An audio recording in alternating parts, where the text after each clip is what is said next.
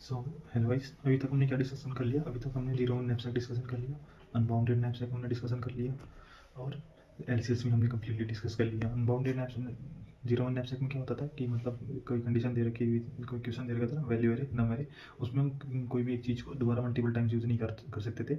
उसमें चॉइसेस होती थी और मैक्सिमम मिनिमम ये सब टाइप की प्रॉब्लम हमने जीरो वन नैपसैक में की थी। अनबाउंडेड नैपसैक में की थी कि मैक्सिमम पॉसिबिलिटी कितने नंबर ऑफ कॉइन्स हम ले सकते हैं, तो उसमें एक ही चीज़ को मल्टीपल टाइम्स यूज़ कर रहे थे। एलसीएस में क्या था? एलसीएस में मल्टीपल पैटर्न हमने देख लिए, जैसे लॉन्गेस्ट कॉमन सब सीक्वेंस निकालना, palindromic, substring and count, minimum deletion, insertion, ये सब प्रॉब्लम हमने एलसीएस में देख ली। अब now we will discuss matrix chain multiplication.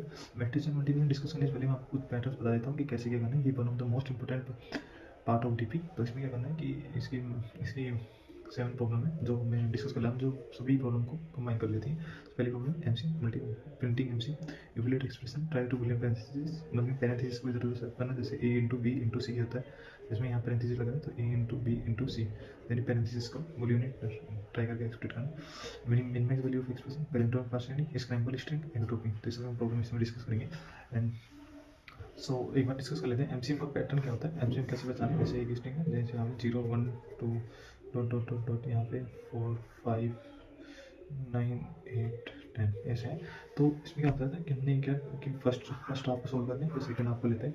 जैसे हमने सोल्व किया, जैसे यहाँ पे एक वैल्यू की, तो हमने इसको सोल्व करना है आई से के और एरिगेशन, यानी कि हम इसे फर्स्ट हाफ में सोल्व कर रहे हैं और सेकंड हाफ को सोल्व करने के लिए सेकंड हाफ की कंडीशन होती है कि यहाँ पे कुछ भी कंडीशन हो सकती है। तो यहाँ सेकंड हाफ में solve K plus one G array, ये सेकंड हाफ का सॉल्यूशन हो गया। तो ऐसे हम मल्टीपल सोल्व करेंगे I minus one into array of K into array of G. तो ये हमारा ये एमसीएम का पैटर्न है। तो इसी में पैटर्न निकाल सकते हैं कि कैसे क्या करना है एमसीएम में। और एमसीएम का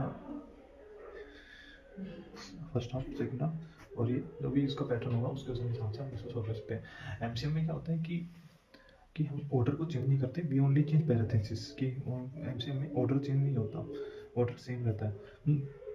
पैरेंथेसिस चेंज होते हैं, पैरेंथेसिस चेंज होते हैं, ऑर्डर सेम होता है, ऑर्डर सेम रहता है, पैरेंथेसिस चेंज रहते हैं, उसे हम एमसीएम कहते हैं, मैट्रिक्स मल्टीप्लिकेशन। और बाकी तो एमसीएम में कि डीपी में एमसीएम की नीड क्यों है?